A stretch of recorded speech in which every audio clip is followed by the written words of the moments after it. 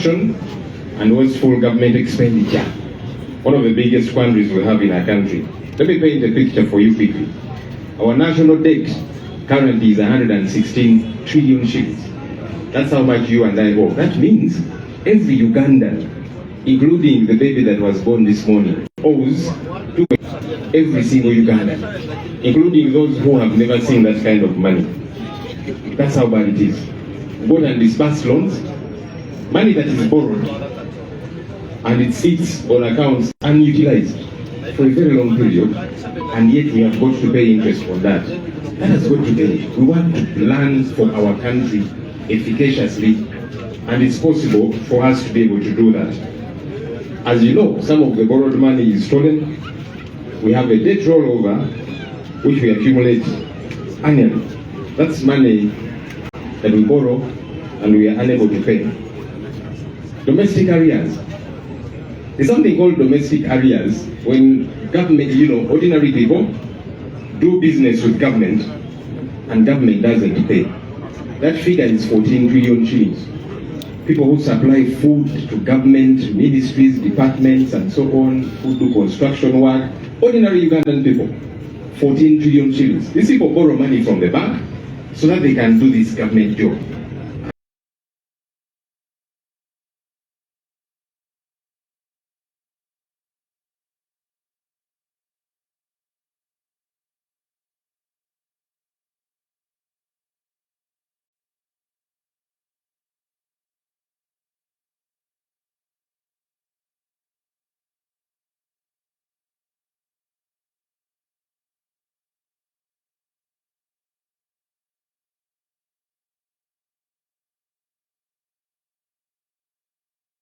And government doesn't pay.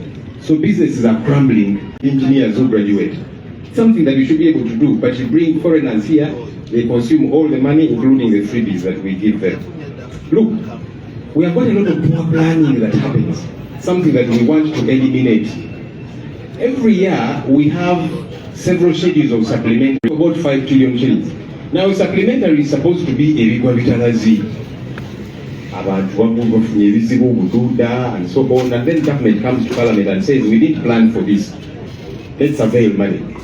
But here is the surprising thing. State House, Office of the President, which uses, by the way, over 2 billion shillings per day.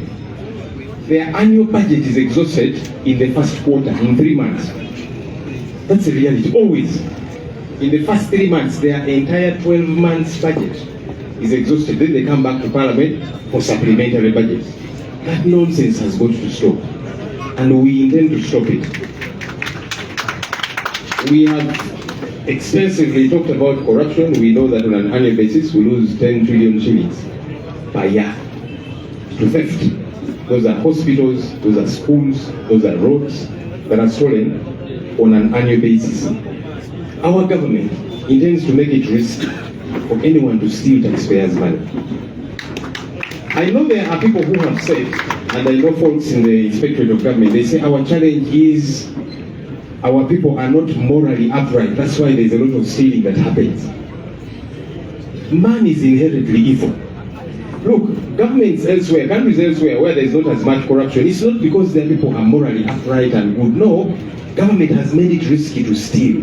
You steal taxpayers' money, we lock you up. So that others speak a lesson and know you cannot touch taxpayers' money. So we don't want to always talk about corruption like these folks. You will see action.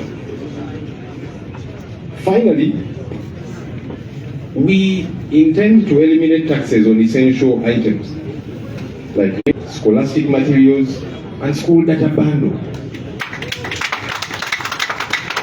We were debating this issue sometime in Parliament, and there was a young lady, I now hear she's going to run for woman MP. She's the current youth MP, Uganda.